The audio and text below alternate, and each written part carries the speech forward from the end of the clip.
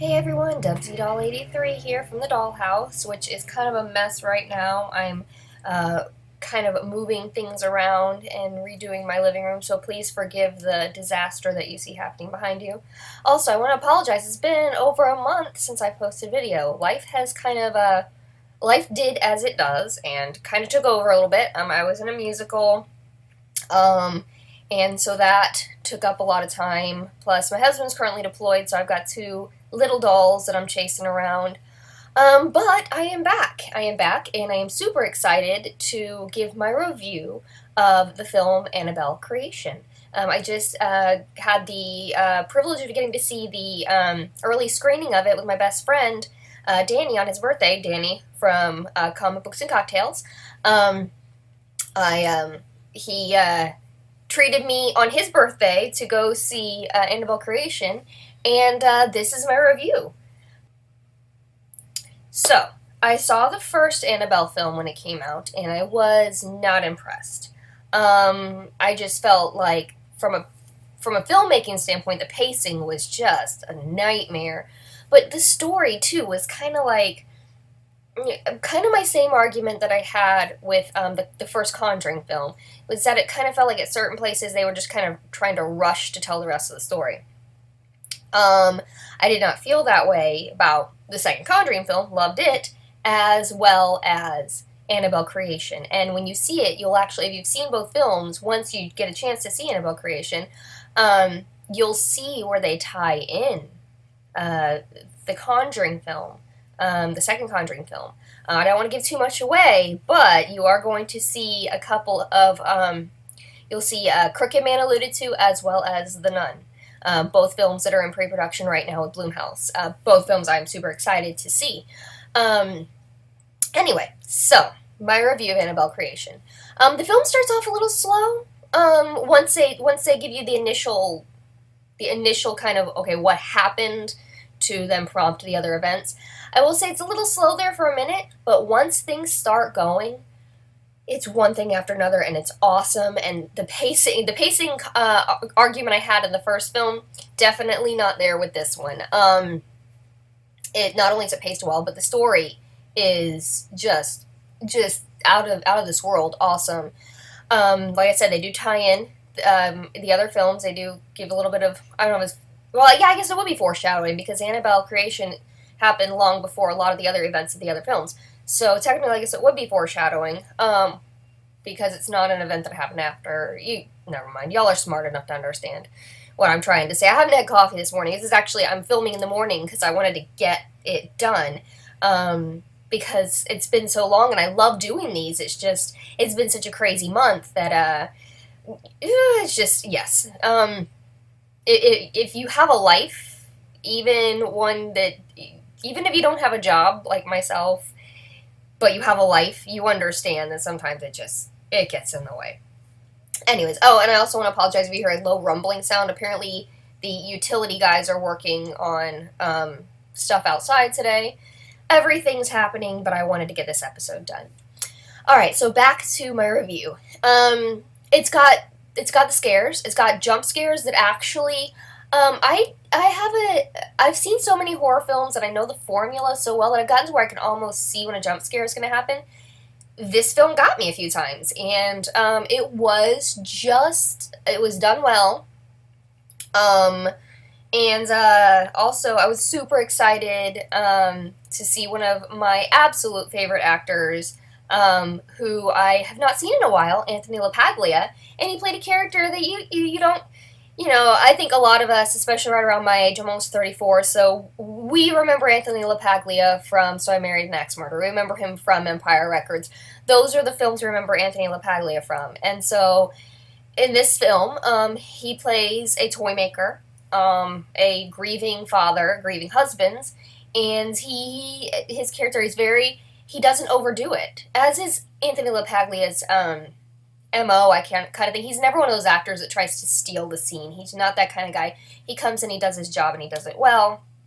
And he knew his part in this film, and he did a magnificent job. And it's, there I go. Sleepy computer.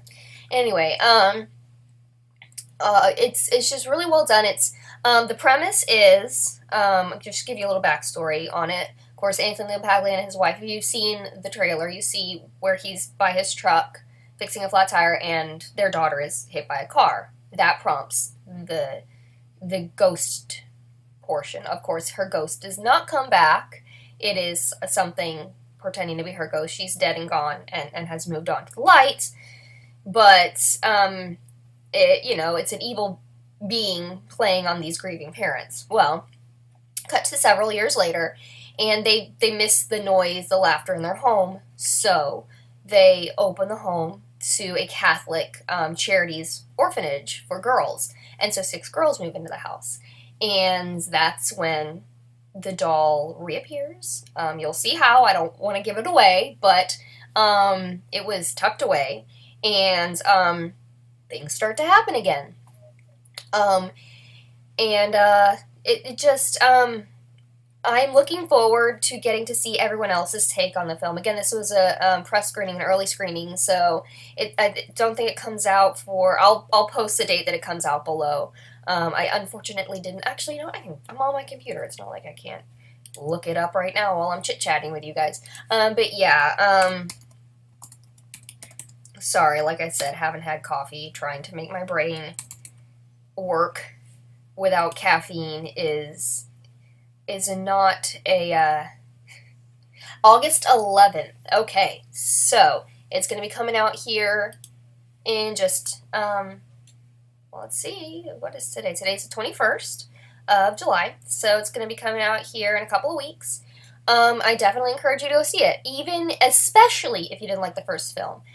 And I just have to say, the last 5 minutes of this film, I love twists, and I love it when the twists get me. This twist got me, and it's brilliant the way they tie this second film into the first film. And it's kind of a trend, if you've noticed, especially with the Insidious films, the way, excuse me, I'm just getting over a sinus infection too, so that was fun. Another reason I couldn't film, I couldn't talk. But how the Blumhouse films have gotten to where it's kind of their thing, where they tie everything in together, and I love the way they do that, and they tie this Annabelle creation into the first Annabelle film seamlessly. It is so cool the way they do it. When you see it and when you realize what's happening, it's awesome. So I definitely give this film, I'm going to give this, I know Rotten Tomatoes gave it 100%, which very rarely happens. I'm going to give it a 10. Especially from a filmmaking standpoint, when you're working with child actors, these kids were awesome. They were so good, and everybody did their part from an acting standpoint. The directing was phenomenal. The writing, I've got to give it to the entire team, because the writing was so much better than the first film. It's like they, I don't know if it was a matter of them listening to, oh, I just got a message. I don't know if it was a matter of them listening to the critiques from moviegoers, if it was a culmination of everything. You can tell whether it was inadvertently or purposefully, took notes from how the reception of the first film, and listened and gave a bang-up second film. Gary Dauberman is the writer, and David S. Sandberg was the director, and they killed it as a team. Cinematography, too, though, I gotta say, the way this film was shot, it was shot, it was definitely an homage, like even Danny was saying. You can see where it definitely paid homage to the horror films of yesterday. The way it was shot, it definitely, had the Hitchcockian feel to it in certain places. It had the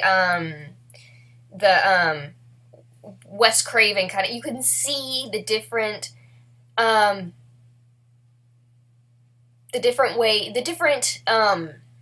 am I trying to say this? y'all understand what I'm saying. You can see the different influences. There we go. There's that word that I was having trouble with. Um, you can see definitely the influences. Maxim Alexander, I believe, was a cinematographer. And let me see. I'm actually on the IMDb page right now because I want to make sure and get these names right. For let's see, where's DP? With cast. So, here. Let me just.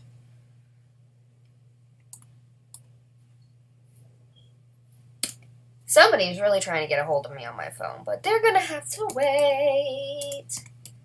Oh, and also, there's a gift given to one of the girls at the end of the film, and I lost my mind when I saw the gift because I don't want to tell you what it was because I really don't want to ruin this, but if you know the true story of Annabelle, you know that she wasn't actually a creepy looking doll. She was a different type of doll.